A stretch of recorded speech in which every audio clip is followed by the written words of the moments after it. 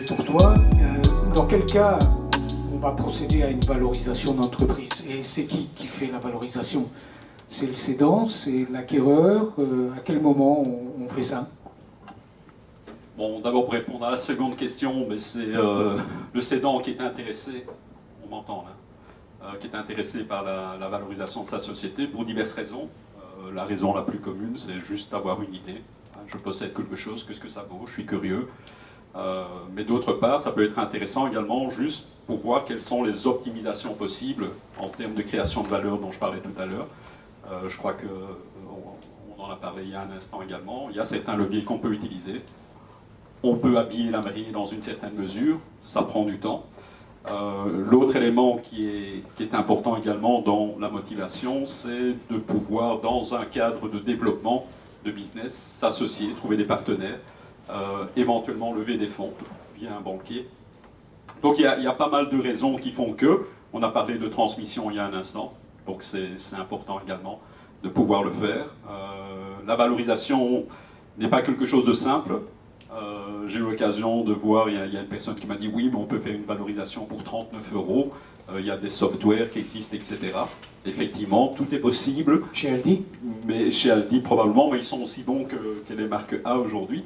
Par rapport à ça, il faut se souvenir que la valorisation, c'est un métier. Il y a pas mal de choses, en particulier des squelettes dans les tiroirs ou ailleurs, qu'il faut analyser. On a parlé de due diligence, donc comprendre quelle est la véritable valeur de l'entreprise. Mais la motivation, de toute façon, c'est à un moment donné se dire aussi, moi j'ai travaillé, ça fait 20 ans, 30 ans que je travaille, j'ai envie de valoriser tout ça et éventuellement trouver un cessionnaire, un acquéreur potentiel.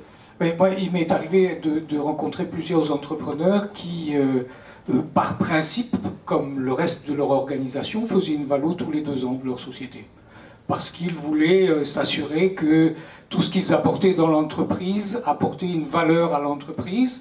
Et donc ils me disaient, moi tous les 2 ans, je fais une valo pour voir si mon entreprise est bien évolutive et dans le bon sens. Je crois que ça peut être une pratique.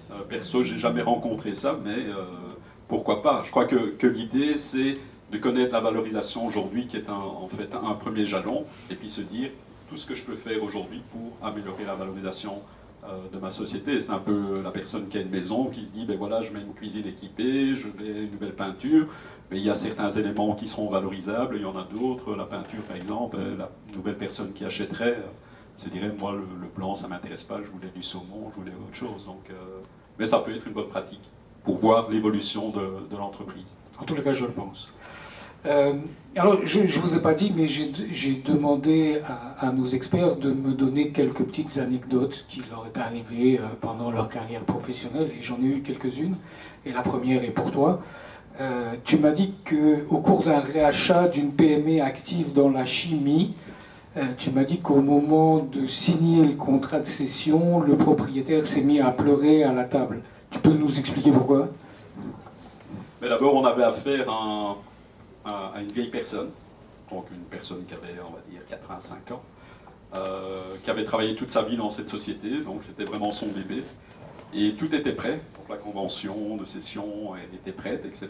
Et puis brusquement, cette personne a commencé à pleurer en disant « vous me volez mon bébé », parce que cette personne avait affaire à une multinationale, et a commencé à mettre l'émotion en évidence, et c'est vrai que c'est difficile de voir quelqu'un pleurer, en règle générale.